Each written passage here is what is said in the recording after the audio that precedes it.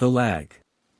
The old apartment building had its symphony of groans, the rattling pipes, the sigh of the ancient elevator, the muffled coughs from neighbors through thin walls. I'd catalogued them all in my first week, filed them away as building noises. Background static. Nothing to worry about. Except for the lag. I first noticed it moving in. I'd dragged a heavy box of books down the hallway, a long, beige tunnel lit by a single, flickering fluorescent tube. The box scraped harshly against the worn linoleum. Scrape. I stopped to catch my breath. About a second later, clear as anything, scrape. I frowned, turning. The hallway was empty. Just the faded paint and the buzzing light. Maybe an echo. But it felt deliberate. Delayed. I shrugged, blaming fatigue, and pulled the box again. Scrape. I stopped. Silence for a beat. Then, scrape. It wasn't an echo. An echo overlaps, fades. This was a perfect mimicry, just played back a second late. Like the hallway itself was recording my sounds and replaying them on a faulty machine. I tried to ignore it. New apartment stress, long hours at a new job, I had enough on my plate. But the lag was persistent. My footsteps down the corridor, tap, tap, tap, would be followed a moment later by tap, tap, tap. Soft, almost shy, but perfectly matching my rhythm, just, late. One evening, curiosity overriding caution, I stood in the empty hallway and clapped my hands sharply, 3 times. Clap. Clap. Clap. I waited, holding my breath. Silence. Then, clap, clap, clap. The sound was slightly muffled, flatter than my own, like someone imitating the noise with their mouth from behind a door. A cold prickle traced its way up my spine. I clapped again, louder this time. The delayed response came back, but the third clap sounded wrong. Distorted. Almost like a wet, tearing sound hidden inside the mimicry. I retreated into my apartment, locking the door, my heart hammering. It had to be acoustics, right? The shape of the corridor. But why the delay? And why did it feel like it was getting closer? Inside my apartment, things felt mostly normal. Until I started noticing it there, too. A dropped spoon hitting the kitchen floor, clang. Followed a second later by a faint, tinny clang seemingly from inside the wall. Turning a page in a book, whip, answered by a dry whip from the corner of the room. It was always subtle indoors, easily dismissed. Maybe it was the pipes, maybe it was the neighbors. But the timing was always the same, that 1-second delay. That perfect, unsettling mimicry. I started moving more quietly, walking softly, trying not to make sudden noises. It didn't help. Even the soft click of a light switch would be answered by a ghost click a moment later. It felt like the building, or something in it, was listening. Learning. Practicing. The true terror began when the lag started to shorten. It was gradual at first. The echoed footsteps in the hallway weren't a full second behind anymore, maybe just 3/4. The mimicry inside the apartment felt quicker, sharper. The delay was shrinking. One night, I came home late. Exhausted, keys fumbling in my hand. I finally got the key in the lock. Click thunk. Immediately, almost overlapping, click thunk. It wasn't delayed anymore. It was practically simultaneous. I froze, hands still on the key, the door half open. My breath hitched. It felt like standing on the edge of a cliff. The mimicry hadn't just caught up, it felt like it was anticipating me. I stood there in the dim hallway, listening. Silence. No echo. No lag. Just the hum of the building around me. But the silence was worse. It felt heavy, expectant. Slowly, deliberately, I turned the key back, locking the door again from the outside. Thunk click. Instantly, from inside my apartment, thunk click. My blood ran cold. It wasn't mimicking anymore. It wasn't lagging. It had learned the sequence. It had caught up. I backed away from the door, my legs trembling. I didn't dare try the handle. The light above flickered, casting long shadows. I could feel it, whatever it was, on the other side of that door. Waiting. Perfectly synchronized. It knows how I move. It knows the sounds I make. And now, it's no longer behind. I'm still in the hallway. I don't know what to do. I can hear the faint sounds of the city outside, but here, in this beige corridor, there's only silence. A silence that feels like it's holding its breath, waiting for the next sound. And I know, with a certainty that chills me to the bone, the next sound I hear won't be mine. It will be the first original noise it makes. And it will come from inside my apartment. The pattern painter. I fell in love with the apartment because of the walls. Perfectly smooth, impeccably white, like blank canvases waiting for life. It felt clean, minimalist, a fresh start. The landlord, a brisk woman who barely made eye contact, just mentioned it had been recently refurbished. The first mark appeared a week after I moved in. It was tiny, near the baseboard in the bedroom corner, almost hidden by my nightstand. It looked like a delicate swirl of gray ink, no thicker than a hair, incredibly intricate, like a fraction of a fingerprint or a frost pattern on a windowpane. I assumed it was a scuff mark I'd missed or a flaw in the paint. I made a mental note to try and wipe it later. A few days later, I noticed another one. This time behind the living room curtain, slightly larger, a different but similarly complex pattern, nested curves and sharp angles. Again, pale gray, almost translucent against the white. I touched it. The wall felt smooth, no texture to the mark itself. It was in the paint, or perhaps under it. I tried wiping it with a damp cloth. Nothing. I tried a mild cleaner. The pattern remained, stubbornly perfect. Annoyed, I decided I'd paint over them eventually. They were small, barely noticeable unless you were looking. But more appeared. Tiny spirals behind the bathroom mirror. A web-like lattice near the ceiling above my couch. A starburst cluster inside my empty kitchen cupboard. Always pale gray, always intricate, always appearing when I wasn't looking. I'd clean the kitchen counter, turn around, and find a new miniature knotwork design near the faucet that absolutely wasn't there seconds before. It started to feel less like flaws and more like deliberate additions. Who would paint such tiny, almost invisible patterns in random corners? And how? The unease began to creep in, a low hum beneath my daily thoughts. I started checking the walls obsessively. Sometimes I'd stare at a blank section, willing a pattern to appear, trying to catch the process. Nothing ever happened while I watched. It was only ever in moments of inattention, in the periphery, that they multiplied. One Saturday, determined to reclaim my pristine white walls, I bought a small can of matching paint and a roller. I carefully painted over the most prominent marks in the living room. The fresh white paint covered them completely. I felt a surge of satisfaction, a sense of control restored. The next morning, I walked into the living room, coffee in hand, and froze. The patterns were back. But they weren't just back, they had pushed through the new layer of paint. And they were darker now, a charcoal gray, the lines sharper, more defined, as if the fresh paint had somehow nourished them. The swirl I'd covered near the baseboard now had an extra loop, more complex than before. My coffee mug slipped from my suddenly numb fingers, shattering on the floor. I didn't clean it up. I just stared at the wall, my heart hammering against my ribs. That's when I noticed the other thing. The patterns weren't entirely random. The delicate swirl near my bed.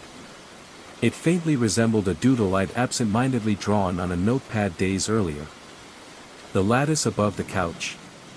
It mirrored the knitting pattern of the scarf draped over the armchair. The starburst in the cupboard. It was uncannily like the cracked pattern on my favorite old plate. The building wasn't just being marked. It felt like it was observing me, learning me, and reflecting me in these cold, gray lines. My sleep grew thin and fraught with anxiety. I'd leave lights on. I started avoiding certain corners of the apartment. I felt watched, not by eyes, but by the walls themselves. The pristine white I'd loved now felt menacing, like a blank page waiting to be filled with more of me. I stopped doodling. I put away my patterned clothes. I tried to be as visually blank as possible, hoping to starve whatever this was. It didn't work. New patterns appeared. One day, a complex series of lines appeared on the wall opposite my bed, vaguely outlining the shape of my own hand, the one I often rested against the wall as I read. The final straw came last night. I woke up abruptly, unsure why. The room was dark, silent. I felt an intense itching on my left forearm. Half asleep, I scratched it, then fumbled for the lamp switch. The light flared on. I looked down at my arm. There, etched onto my skin, faint but undeniable, was a pattern. A delicate, intricate swirl of pale gray lines, nested curves and sharp angles, identical to one of the newer markings that had appeared on the wall beside my bedroom door. It didn't hurt. It wasn't a rash. It looked like it belonged there, like a tattoo I never got. The walls aren't the canvas anymore. I am the static listener. My grandmother's old clock radio sat on my nightstand. It was a clunky beige box, the digital numbers glowing a fierce, unwavering green. I rarely used the radio function, the tuner knob crackled when turned, and mostly, I just liked the reliable glow of the time in the dark. My phone was my alarm clock. One rainy Tuesday night, unable to sleep, I fiddled with the radio dial out of boredom. Spinning it past the crackling local stations, I landed on a patch of pure, hissing static between frequencies. It was a strangely soothing white noise. I left it there, the soft SHH filling the quiet room, and eventually drifted off. A few nights later, I did it again. Found that same spot between stations. The static hissed, a familiar electronic ocean. But this time, underneath the hiss, I thought I heard something else. Faint, rhythmic. Like breathing. A slow, slightly wet inhale, exhale, inhale, exhale. I sat up, straining to hear. It was almost imperceptible, easily mistaken for a variation in the static itself. Maybe it's interference. I thought. Picking up a baby monitor next door. I turned the dial slightly. Static. Turned it back. The breathing sound returned, faint but steady. Unsettled, I switched the radio off completely. The sudden silence felt heavy. The next night, morbid curiosity won. I tuned back to that specific dead spot. Static. And then, the breathing. It seemed clearer. Closer. I held my own breath, listening intently. After a minute, the rhythm faltered, followed by a soft sound like a throat clearing, then the slow breathing resumed. My skin went cold. It felt far too deliberate for random interference. I started experimenting. I tried different spots on the dial, just static. I tried a different radio in the kitchen, just static. Only this radio, on this specific sliver of frequency, produced the sound. Over the next week, it became a morbid ritual. Tune in, listen. The sounds within the static grew more complex. Sometimes it was just the breathing. Other nights, I heard soft shuffling, like fabric rubbing together. Once, a sound like fingernails lightly tapping on wood. Always faint, always buried just beneath the omnipresent hiss. The truly unnerving part wasn't just the sounds, it was the feeling that accompanied them. When the radio was tuned to that static, I felt observed. Like the speaker grill wasn't just emitting sound, but was also somehow receiving. A cold pressure would build at the back of my neck. I started sleeping with my back to the radio. Then, it started reacting. One night, I sighed deeply, frustrated with work thoughts. Instantly, through the static, came a faint, drawn-out sigh in response, perfectly mimicking my own cadence. I froze, heart leaping into my throat. Coincidence? Had to be. A few nights later, I coughed, a small, dry tickle. A second later, a faint, dry cough echoed back from the radio speaker. I stopped turning it on for a while. I unplugged it. But the silence felt worse now. Charged. I kept glancing at the inert beige box on my nightstand, imagining the sounds trapped inside, waiting. Last night, I couldn't stand it. I plugged it back in, my hands trembling slightly. I needed to know. I turned the dial slowly, carefully, until the familiar hiss filled the room. Static. Pure, empty static. No breathing, no shuffling. Just noise. Relief washed over me, so potent it made me dizzy. Maybe it was over. Maybe the connection, whatever it was, had broken. I lay back on my pillow, letting the neutral static wash over me. Then, a single, soft click came from the radio. Not static, not interference. A distinct mechanical click, like a switch being thrown. The static changed. It became sharper, clearer, almost directional. And from within that focused hiss, a new sound emerged. A whisper. It was incredibly faint, skeletal thin, devoid of emotion. It wasn't words, not yet. Just the shape of a whisper, the sibilant sounds, the dry movement of air. It felt impossibly close, like it was originating inches from my ear, even though the radio was across the nightstand. I didn't move. Couldn't move. The feeling of being listened to was overwhelming now, a physical pressure in the room. The whisper continued, rising and falling softly within the static. It knows I'm listening. It knows I came back. The radio is still on. The whispering static fills the dark. I haven't turned it off. I'm afraid that if I cut the sound, it won't stop. I'm afraid the listener on the other side isn't confined to the radio anymore. I think tuning in just opened the door. And now, it's listening to the silence too. The third floor hum. It started subtly. The kind of thing you dismiss until you can't anymore. I took a job cleaning a newly renovated office building downtown, one of those sleek, glass and steel towers that hums with quiet efficiency. My shift was late, 10 p.m. to 6 a.m., when the building was supposed to be completely empty, just me and the echo of my own footsteps on polished concrete floors. The first few nights were fine. Eerie, maybe, in the way vast, empty spaces always are, but nothing wrong. I'd move floor by floor, emptying bins, wiping down gleaming surfaces, the scent of lemon cleaner sharp in the still air. The strangeness began on the third floor. It wasn't a noise, not exactly. It was a feeling. A low-frequency vibration that seemed to thrum up through the soles of my shoes, resonating deep in my chest. It wasn't the HVAC system, that had a different, higher-pitched whine. This was deeper, almost organic, like the building itself had a slow, sleeping pulse. I'd pause, listening, trying to pinpoint it, but it felt, everywhere. And nowhere. Then came the lights. The third floor had motion-activated LEDs in the corridors. Efficient, sterile. But sometimes, they'd flicker before I reached the sensor range. Or worse, they'd stay on long after I'd passed, casting long, lonely shadows down the empty hall. I told myself it was faulty wiring, glitches in a new system. Easy explanations. One night, while cleaning the large open-plan office on the third floor, I felt it again, that deep hum, stronger this time. The air grew heavy, thick, like right before a thunderstorm. I looked up.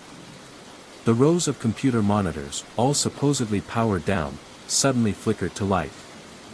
Not with login screens, but with shifting patterns of pure static, a visual equivalent of white noise. My heart hammered against my ribs. I froze, trash bag clutched in my hand. As quickly as they came on, they blinked off, plunging the room back into near darkness, save for the emergency exit signs. My breath hitched. I backed out of the office slowly, the floor hum seeming to follow me, vibrating in my teeth. I finished the rest of the building with my nerves screaming, jumping at every creak and groan. The next night, I dreaded the third floor. I tried to work faster, keeping my headphones on, music loud. But the hum cut through it. This time, as I wiped down a conference table, I saw movement reflected in the polished surface. A dark shape, tall and thin, standing in the doorway behind me. I spun around, heart leaping into my throat. Nothing. Just the empty corridor, the motion lights blazing accusingly. But the reflection, it had been so clear. I started noticing other things. A chair pulled slightly away from a desk I knew I'd pushed in. A set of blinds halfway open when I was certain I'd closed them. Tiny inconsistencies that preyed on my mind. Was I overtired? Was I forgetting things? Or was the building playing with me? The hum became my constant companion on the third floor. Sometimes faint, sometimes strong enough to make my vision swim. The static on the monitors happened again, twice. Each time, I felt that icy prickle of being watched, intensely observed. The breaking point came during a system-wide power test. The building went completely dark for a scheduled minute, emergency lights flickering dimly. I was on the third floor, near the elevators, flashlight beam cutting a shaky path. The hum was gone, replaced by a silence so profound it roared in my ears. Then, from the far end of the corridor, came a soft, rhythmic tap, tap, tap. It wasn't mechanical. It sounded like a fingernail tapping patiently on glass. My blood ran cold. I swept my flashlight beam down the hall. Nothing.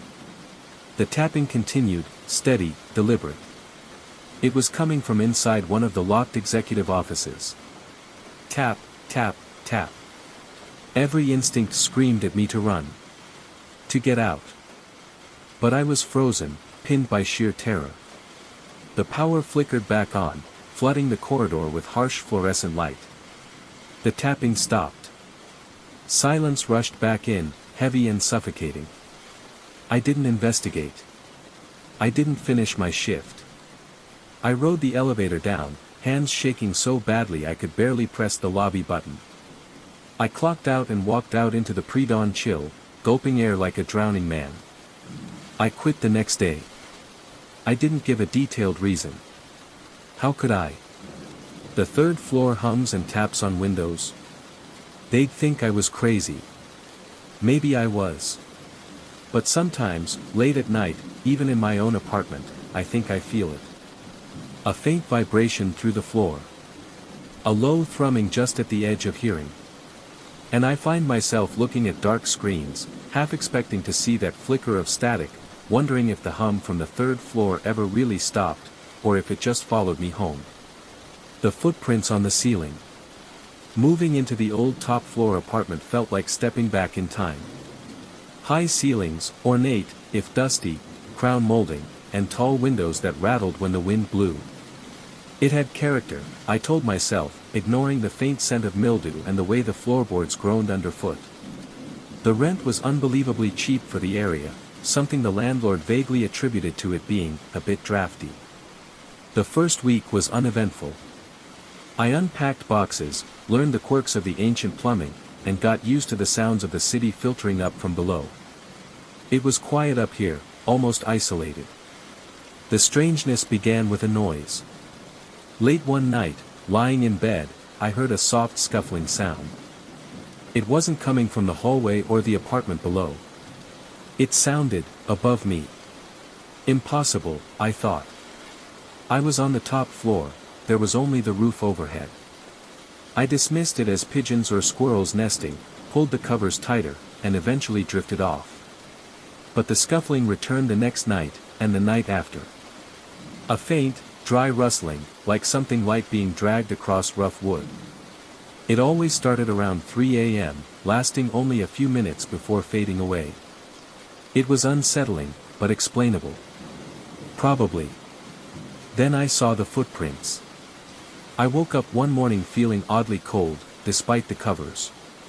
As my eyes adjusted to the dim morning light filtering through the window, I glanced up at the ceiling above my bed. And froze. There, faint but undeniable against the aged plaster, were footprints.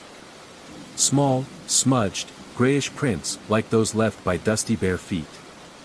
They weren't arranged randomly, they formed a distinct trail, starting near the window, meandering across the ceiling directly over my bed, and disappearing near the closet wall. My heart hammered against my ribs. I scrambled out of bed, staring up, mouth dry. How? How could there be footprints on the ceiling? It made no sense. Was it a stain? A trick of the light?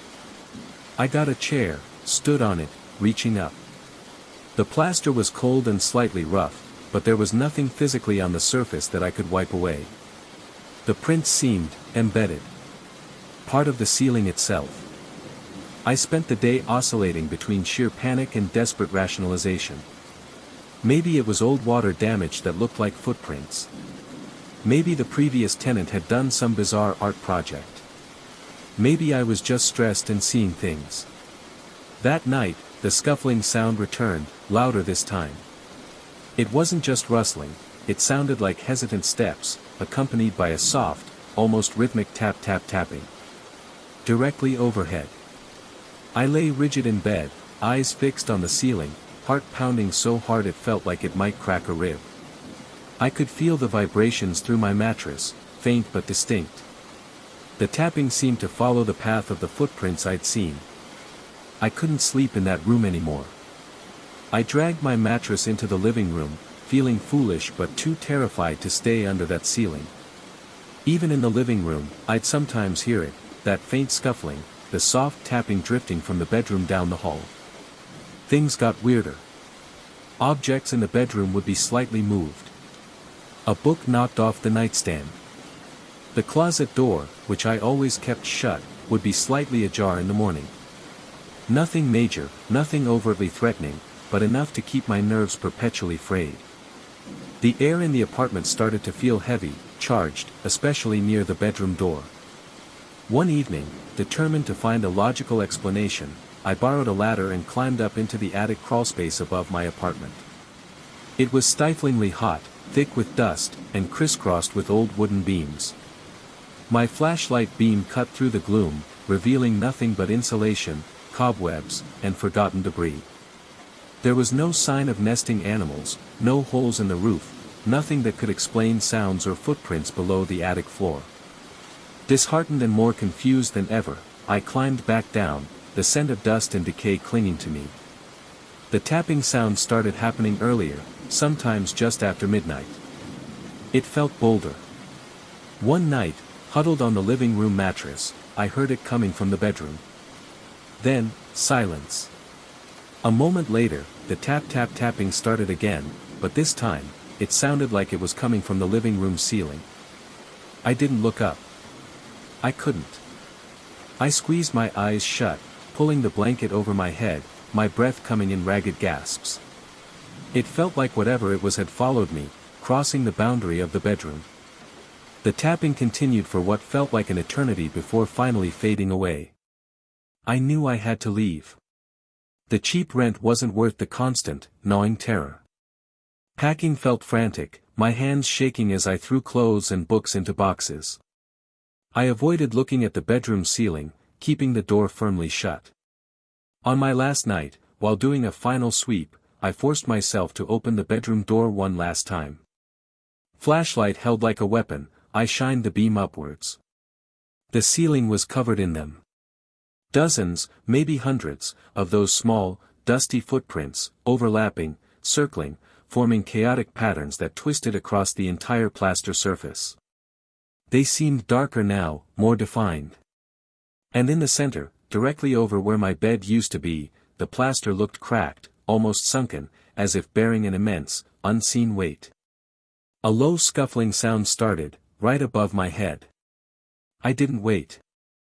I slammed the door shut, grabbed my last bag, and fled the apartment, not even bothering to lock the door behind me.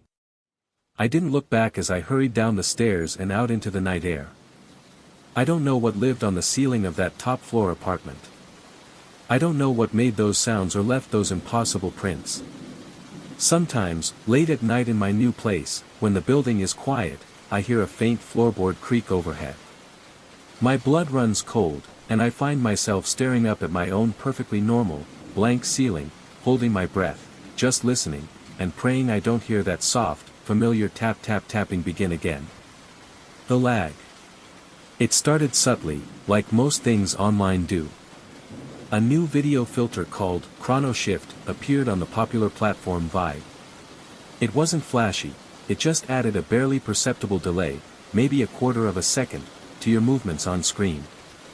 People thought it was quirky, using it for awkward dance challenges or reaction videos where their surprise lagged comically behind the event. It went viral overnight. #ChronoShift Challenge was trending worldwide within 48 hours. My name's Alex, and like everyone else, I downloaded Vibe and tried the filter. It was amusing for about 5 minutes. I made a stupid video of myself trying to catch a dropped pen, my digital self fumbling a moment after my real hand had already missed. I posted it, got a few laughs from friends, and forgot about it. A week later, I was video chatting with my sister. I wasn't using any filters, just the standard camera app. "Why are you lagging?" she asked, frowning at her screen. "I'm not," I replied. "Connection seems fine on my end." "No, like, your movements," she insisted. "You wave, and then like, a split second later, your hand actually moves on my screen. It's weird. Like that ChronoShift thing." I felt a prickle on my neck. "That's impossible. I'm not using it." We blamed her internet and ended the call. But I couldn't shake it. I opened the camera app and watched myself. I waved. My reflection waved back instantly. See? Fine. But later that evening, catching my reflection in the dark screen of my turned-off TV, I saw it. I tilted my head. The reflection in the glass followed, but just, slow enough to notice. A fraction of a second behind. My chest tightened. "It's just the lighting," I told myself. Tired eyes. The online buzz around ChronoShift started to change. The novelty wore off, replaced by scattered forum posts and panicked comments under old challenge videos. People were describing the same thing I'd seen, a persistent, slight delay in their reflections. Not just on Vibe, but in video calls, phone cameras, even regular mirrors. Is anyone else's reflection slow? #ChronoGlitch. Okay, freaking out, my mirror self is lagging, help #ChronoShift bug. Deleted Vibe but the lag won't stop. Skeptics dismissed it as mass hysteria or eye strain. Tech bloggers blamed faulty phone updates. Vibe issued a statement claiming no known issues with their retired filter and reminded users about responsible screen time. But the posts kept coming, growing more frantic. My own lag worsened. It went from a fraction of a second to a full second, then 2.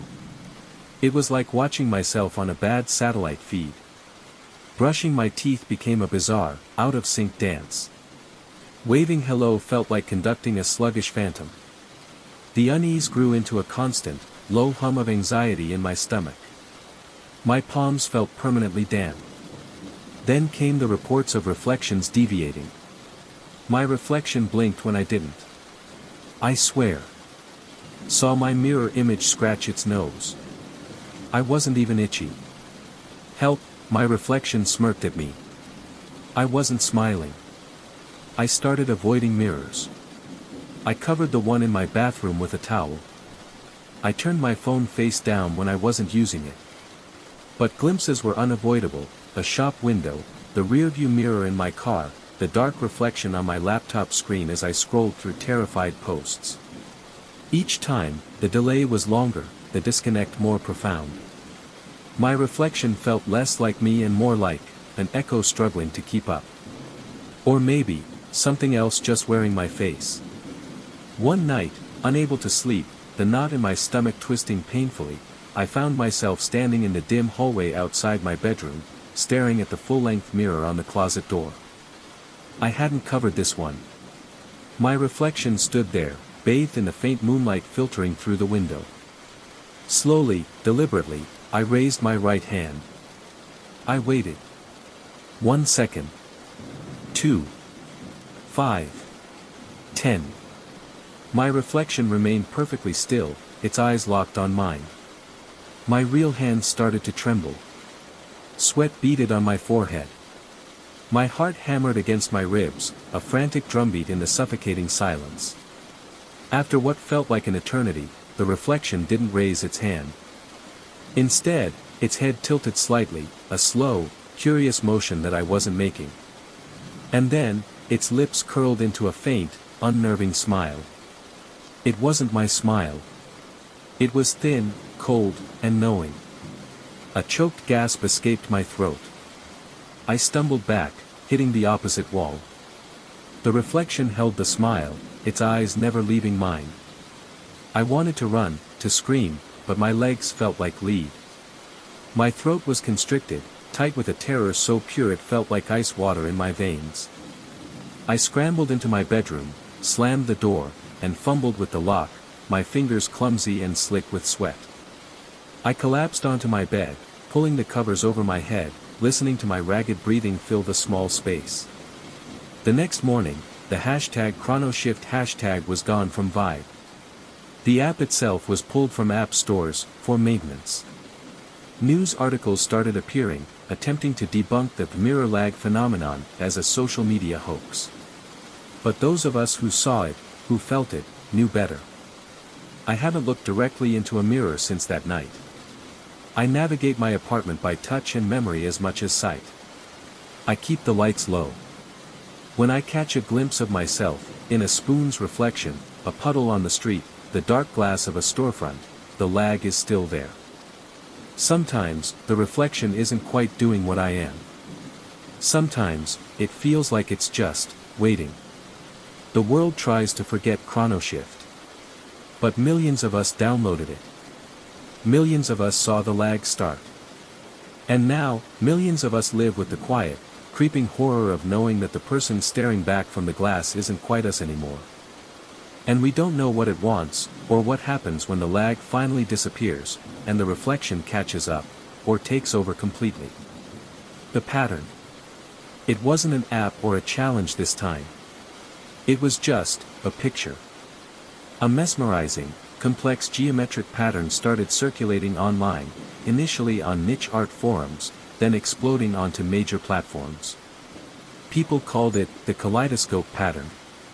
Looking at it felt strange, simultaneously calming and deeply unsettling.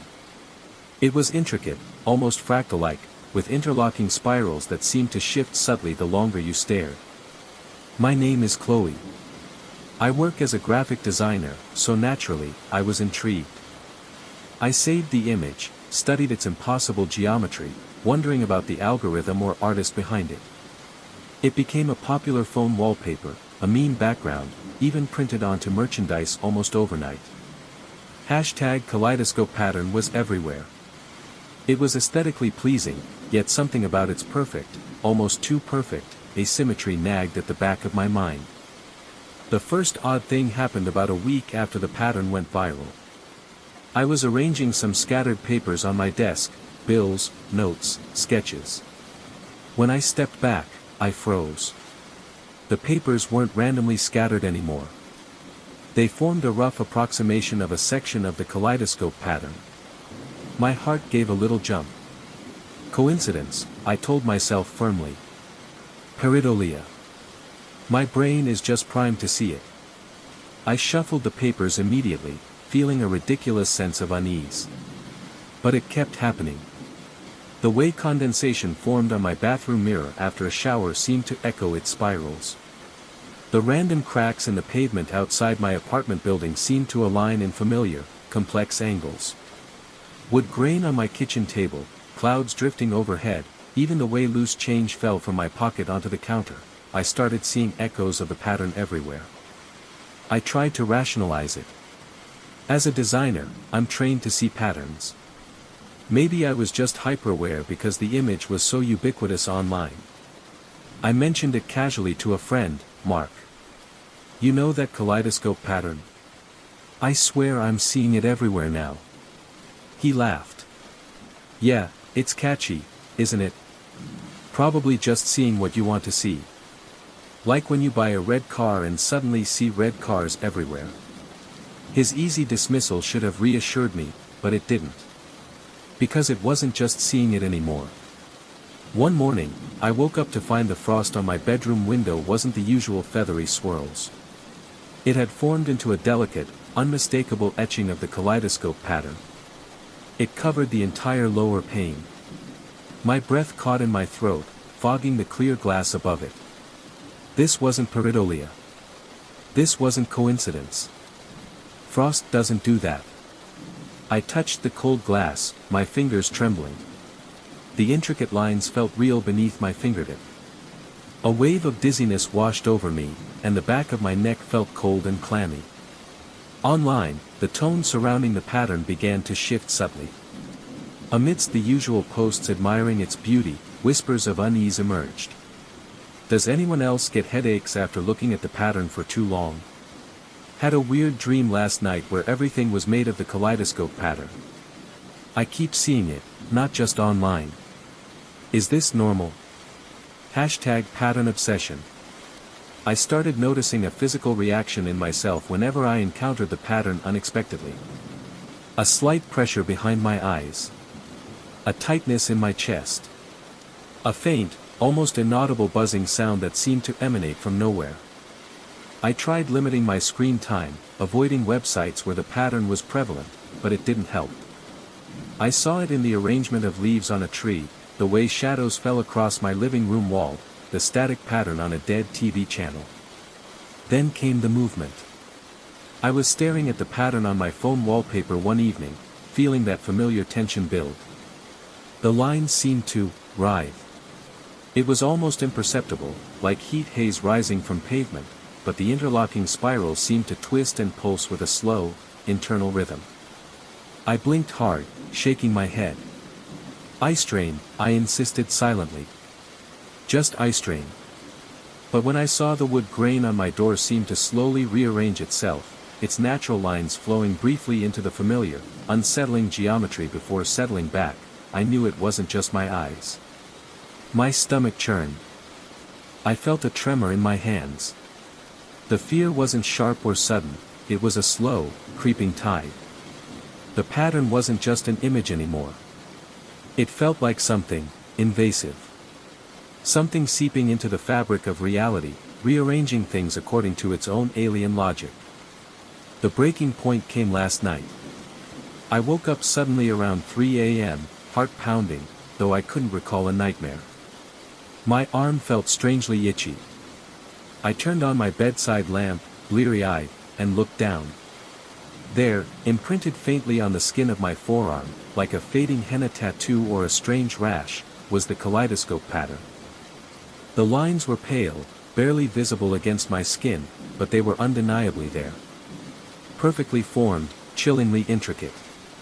A strangled cry escaped my lips. I scrambled out of bed, stumbling towards the bathroom, desperate to wash it off. But I stopped dead in the hallway, my blood running cold. I didn't need the mirror to know. I could feel it.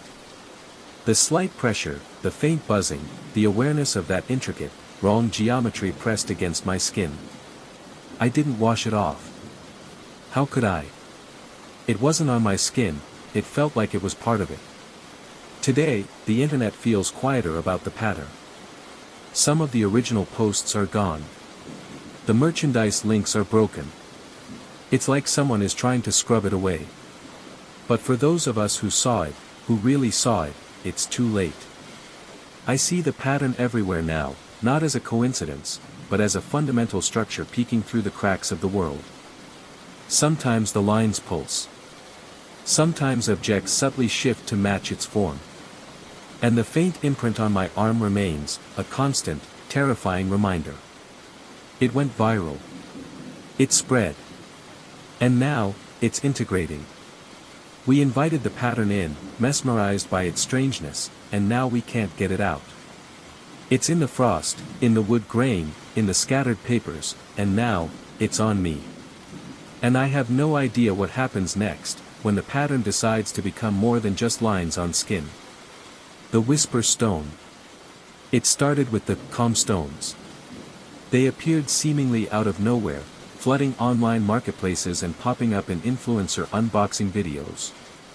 They were small, smooth, oddly weighted stones, usually a muted gray or soft blue, made of some unknown, cool-to-the-touch resin. Marketed as the ultimate fidget toy and stress reliever, their appeal was instant. Hashtag calm stone, hashtag pocket zen, hashtag oddly satisfying, the hashtags exploded. Everyone seemed to have one, rolling it between their fingers during meetings, lectures, or just while scrolling through their feeds. My name is Liam. I bought one impulsively from a pop-up ad. It felt nice in my hand, cool and solid, its surface almost unnaturally smooth. It did have a strangely calming effect, focusing my restless energy as I spun it on my desk while working from home. I figured it was just a clever bit of marketing capitalizing on the fidget trend. The quiet started subtly. I live alone in a usually noisy apartment building, traffic outside, neighbors moving around, the hum of the fridge. But one evening, about a week after getting the calm stone, I noticed the ambient sound seemed softer. Muted. I thought maybe my ears were blocked, or I was just tired. I put the stone down on my nightstand and went to bed. That night, I woke up suddenly. The room was utterly silent. Not just quiet, but a heavy, pressing absence of sound.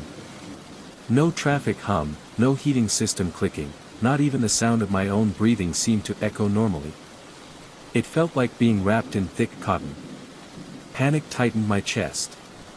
I sat bolt upright, straining my ears. Nothing. Then, faintly, from the direction of the nightstand, I thought I heard it, a soft, sibilant SH. Like someone whispering, trying to keep a secret. I flicked on the lamp. The calm stone sat innocently on the wood.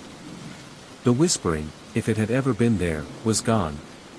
The normal, low-level sounds of the apartment building slowly filtered back in, though they still felt distant. My heart was pounding. Just a weird dream, I told myself, but the unnatural silence had felt chillingly real. Over the next few days, the phenomenon repeated.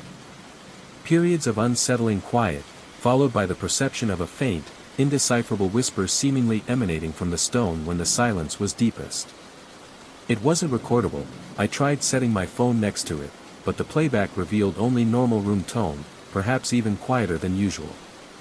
Online, amidst the glowing reviews and pictures of calm stones artfully arranged on desks, similar anecdotes began to surface, buried in comment sections or posted on obscure forums. Anyone else notice things get really quiet when holding their calm stone? Swear I heard my stone whisper last night. Freaked me out. Hashtag calm stone weird. Is it just me or does the silence feel heavy? Like it's pressing in? These posts were often dismissed as imagination, tinnitus, or people being suggestible. The company behind calm stones issued a generic statement about the stones being made of inert, sound-dampening resin, intended to enhance focus. But the effect intensified for me. The periods of silence grew longer, sometimes lasting minutes. During these times, the whispers became slightly more defined, though never forming actual words. It sounded like hushed breaths, tiny clicks, the rustle of dry leaves, all layered together into something that felt intentional but incomprehensible. I started feeling a strange anxiety during the silence, like I was missing something important, like the world outside the bubble of quiet was moving on without me. I tried putting the stone in a drawer, but found myself unconsciously reaching for it, needing that smooth, cool weight in my hand. Leaving it behind felt wrong. The silence seemed even more profound when the stone wasn't near, as if its absence amplified the effect before the whispers began. One afternoon, I was on a video call with my team. Mid-sentence, my colleague Sarah froze, her eyes wide. Liam, "I can't hear you anymore," she typed frantically into the chat. The others agreed. They could see my mouth moving on screen, but no sound was coming through. My audio input showed it was working fine. On my end, their voices had become distant, muffled whispers. The ComStone was sitting right next to my laptop. I quickly slid it away, into my pocket. A few seconds later, Sarah gasped, "Okay, you're back." That was so weird. The silence wasn't just in my perception anymore. It was somehow interacting with technology, selectively muting things around the stone. That evening, I decided I'd had enough. The calming effect was long gone, replaced by a gnawing dread. I took the ComStone outside to the communal trash bins behind my building. As I held it over the open lid, the silence descended instantly, heavier than ever before. The usual city evening sounds, distant sirens, chatter from open windows, cars, vanished. And the whispering started, louder this time, swirling around my head, a chorus of unintelligible secrets. It felt cold, ancient, and possessive. My hand trembled. Part of me, terrifyingly, didn't want to let it go. It felt like discarding a piece of myself. But the invasive nature of the silence, the feeling of being listened to by the whispers, finally won. I dropped the stone into the bin. The sound of it clattering against other trash was abruptly, shockingly loud. All the ambient noise of the city rushed back in, almost painfully intense. The whispers stopped cold. Relief washed over me so strongly my knees felt weak. The next day, #ComStoneRecall was trending. The company cited potential auditory side effects and urged immediate disposal. The internet moved on, chasing the next trend. But sometimes, late at night, when the building is quiet, I still experience moments of that heavy, pressing silence. It never lasts long, but it's there. And sometimes, just on the edge of hearing, I think I catch the faintest sibilant SH. I never found out what the ComStones really were, or what the whispers wanted. I just know they spread fast, offered quiet, and tried to take something more in return. And I worry about how many weren't thrown away. The house without locks. I should have known something was wrong from the start. The rent was so low it felt like a typo, a number missing a zero. The landlord, a shifty guy who avoided eye contact, mumbled something about the previous tenants leaving in a hurry. The weirdest part? None of the doors inside or out had locks. Not broken locks, just none. Smooth wood where the mechanism should be. He claimed they used heavy doorstops, giant wedges of wood, and that it was just a quirk of the place. Being a locksmith by trade, I wasn't too worried. Annoyed, maybe, but fixable. I needed a cheap place fast, and the house itself, a small, single-story bungalow with a tired-looking yard, seemed harmless enough. Still, walking through it the first time, it felt hollow. Not just empty, but like the air itself was thin and used up. I noticed scuff marks on the floors and faint scratches on the walls near the doorframes, right where a doorknob might hit if swung open too hard. I brushed it off as wear and tear. My first night, I didn't even unpack much. I went straight to work, installing brand new, high-quality deadbolts on the front door, the back door, my bedroom door, and the kitchen door leading outside. I tested each one meticulously. The satisfying click of the bolt sliding home felt like I was claiming the space, making it secure. Finally, exhausted, I locked everything tight and crashed on an air mattress in the living room. That was the only peaceful night I had. When I woke up, sunlight was streaming through the front window. And the front door was wide open. My blood ran cold. I jumped up, heart hammering against my ribs. I checked the door, the lock I'd installed was pristine, undamaged, but turned to the unlocked position. Then I saw the back door was ajar. The kitchen door too. And my bedroom door, standing open, revealing the empty room. Every single lock I had installed was unlocked. Panic started clawing at my throat. I checked outside, No footprints on the dew-covered grass, no sign of forced entry anywhere. The locks themselves worked perfectly when I tested them again. It was as if someone had walked through the house with a master key for my newly installed locks, unlocking them all, and then just left. My logical locksmith brain fought against the rising fear. Maybe I was overtired.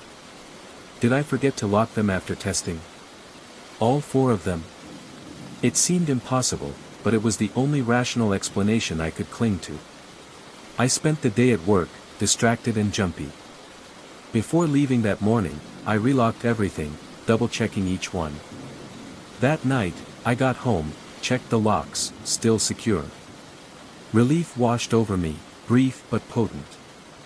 I made dinner, watched some TV, and decided on an early night, still drained from the move and the lingering unease. Before bed, I did a final sweep. Front door, locked. Kitchen door, locked. Back door, locked. Bedroom door, locked. The clicks were reassuring. Around 2 a.m., a sound jolted me awake. A soft click. I sat bolt upright in bed, straining my ears in the thick darkness. Silence. Then, another click, closer this time. It sounded like it came from the hallway, near the kitchen. My mouth went dry. I swung my legs out of bed, feet hitting the cold floor. As I crept towards the doorway, I heard it again, the faint, unmistakable sound of a deadbolt turning. I grabbed the heavy flashlight I keep by the bed and flicked it on, stepping into the hallway. The kitchen door was slightly open. The beam of my flashlight cut through the darkness, illuminating the empty doorway and the backyard beyond. Nothing. No one.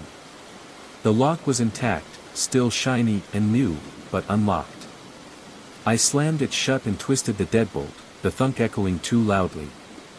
Then I checked the others. Back door, unlocked. Front door, unlocked. It wasn't forgetfulness.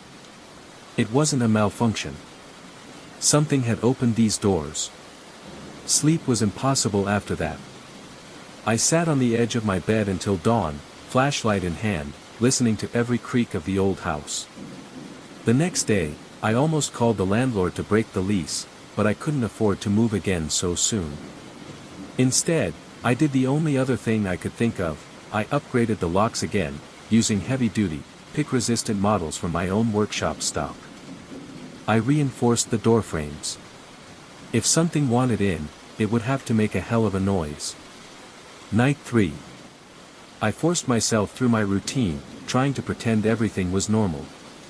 Lock checked before bed, everything felt solid as a rock.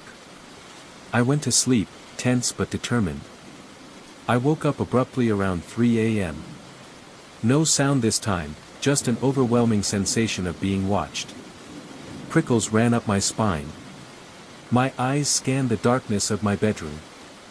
The door was closed, just as I'd left it. But the darkness around the door frame seemed wrong. Deeper. As my eyes adjusted, I saw it. A silhouette. Taller than the doorframe, thin, standing just outside my room, seeming to peer in through the crack. It wasn't distinct, more like a distortion in the air, a shape made of shadow. My breath hitched. I felt frozen, adrenaline dumping into my system, making me lightheaded. With a surge of terrified energy, I lunged for the bedside lamp and flicked it on. The silhouette vanished instantly. Heart pounding fit to burst, I threw open my bedroom door. The hallway was empty. But every other door in the house, front, back, kitchen, stood wide open, swinging gently in a non-existent breeze. That was it for me. I didn't even try to rationalize it anymore.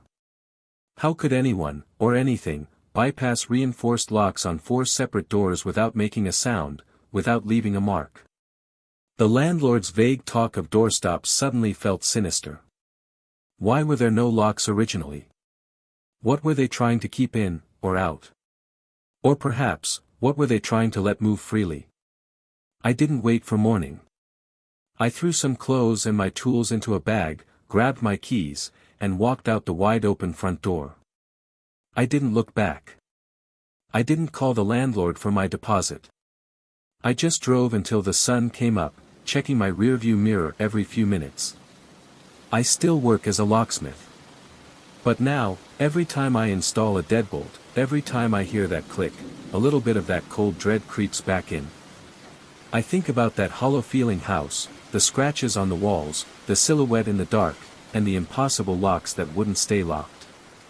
And I wonder what happened after I left, and if the doors are still standing open. The armchair in the attic. The attic wasn't listed in the rental agreement. The landlord, old Mr. Henderson, just waved a dismissive hand when I asked during the walkthrough. Storage, mostly, he'd mumbled, haven't been up there in years. Door sticks. He was right about the sticking door. It took a solid shoulder shove on my third day living there to get it open, releasing a cloud of thick, cloying dust that smelled like dry paper and forgotten things. I'd moved into the narrow, slightly tilted house because it was all I could afford after leaving my old life behind. I just needed a quiet space to paint. The attic, once I wrestled the door open, was surprisingly large, running the length of the house under the low, sloped roof. A single grimy window at the far end let in a weak shaft of afternoon light, illuminating dust motes dancing in the air. It was crammed with the usual attic debris, stacked boxes yellowed with age, rolled up rugs, a headless dressmaker's dummy leaning sadly in a corner. And the armchair. It sat near the center, draped in a dusty white sheet that did little to hide its bulky shape. Curiosity piqued, I pulled the sheet off. It was an old wingback chair, upholstered in a faded, deep green velvet that looked almost black in the dim light. The wood trim along the arms and feet was dark and ornately carved, though scratched and dull. It looked heavy, solid, out of place amongst the lighter clutter. I ran a hand over the velvet. It was surprisingly soft beneath the layer of dust, but cold to the touch, colder than the surrounding air. I dismissed it as just the nature of old fabric in a drafty attic. Still, something about it felt watchful. I shook the feeling off. Attics are inherently creepy places. But I couldn't stop thinking about the chair. It seemed a shame to leave such a potentially beautiful piece up there to rot. That evening, after much straining and awkward maneuvering down the narrow attic stairs, I managed to get it into my small living room. It dominated the space, but once I wiped it down, the deep green velvet seemed to almost glow richness in the lamplight. It needed work, the springs creaked, and there was a faint musty smell, but I felt a strange sense of satisfaction having rescued it. I sat in it that night, reading a book. It was comfortable, enveloping. The high back muffled the sounds from the rest of the house. I remember feeling unusually tired and dozed off right there. That's when the first odd thing happened. I woke up suddenly, unsure why. The room was dark except for the streetlights outside. I felt stiff from sleeping in the chair. As I stood up, I heard it, a soft, drawn-out sigh, seeming to come from right behind me, from the chair itself. I froze, every muscle tensing. "Hello?" I whispered, my voice hoarse. Silence. Just the normal nighttime creaks of an old house settling. I convinced myself I'd imagined it, maybe a sigh in my sleep, or the wind outside. But the air around the chair felt heavy, still. The next few days were normal. I painted, I explored the small town, I started feeling more at home. I even used the armchair regularly, it was surprisingly cozy. But then came the sounds. Late at night, usually after midnight, I'd hear faint noises from the living room when I was in bed. A soft creak of springs, like someone shifting their weight. A rustle of fabric. Once, a sound like fingernails lightly tapping on the wooden armrest. Each time, I'd get up, heart pounding, and check. The living room would be empty. The chair would be still, silent under the moonlight filtering through the window. But sometimes the seat cushion looked slightly indented, as if someone had just gotten up. The impression would fade quickly, leaving me questioning my own eyes. I started avoiding the chair after dark. During the day, it was just furniture. Old, slightly smelly furniture. But at night, it felt different. The feeling of being watched returned, stronger now, localized entirely to that corner of the living room. One night, I couldn't stand the suspense. I decided to stay up, hidden in the doorway of the kitchen, just watching the living room.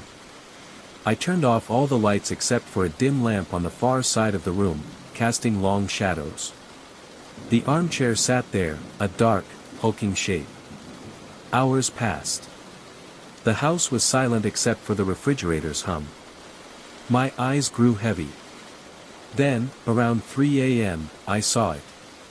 The indentation appeared on the seat cushion, slowly, deliberately, as if an invisible weight was settling down. The velvet seemed to tighten. The springs gave a low, protracted creak. I held my breath, unable to move, my blood turning to ice water. I was watching an empty chair being sat in. Then, the armrest depressed slightly, accompanied by another faint creak. It stayed that way for a long minute, the cushion deeply pressed down. I could almost feel a presence in the room, a stillness that wasn't empty. My skin crawled. Just as suddenly as it began, the cushion slowly rose back to its normal shape. The creak stopped. The feeling of presence lessened, though it didn't vanish entirely. I stayed frozen in the doorway for I don't know how long before backing slowly into the kitchen, my legs trembling. I didn't sleep for the rest of the night. The next day, I decided I had to get rid of it. I couldn't live with that. But when I went to move it, something felt wrong. The chair seemed heavier, impossibly heavier than when I brought it down. I strained, pulling with all my might, but could only drag it an inch or two across the floorboards. It felt anchored. As I struggled, I heard a low groan, not from the springs this time, but deeper, seeming to come from the very frame of the chair. And the air grew noticeably colder around it. Fear, sharp and real, finally overwhelmed my practicality. I gave up trying to move it.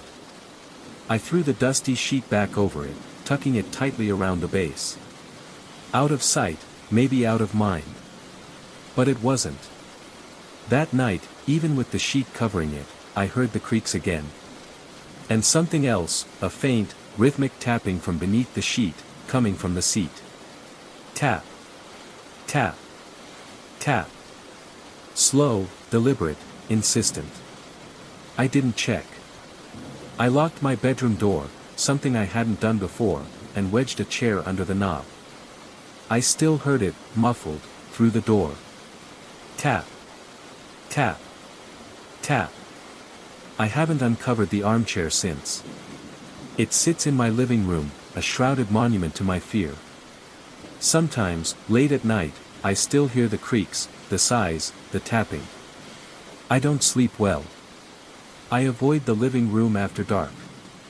My landlord, Mr. Henderson, hasn't been back, and I haven't told him. What would I say? The worst part? Sometimes, during the day, when the sun hits the sheet just right, I think I can almost see the shape of the indentation in the cushion beneath the fabric. As if something is still sitting there, patiently, waiting under the shroud.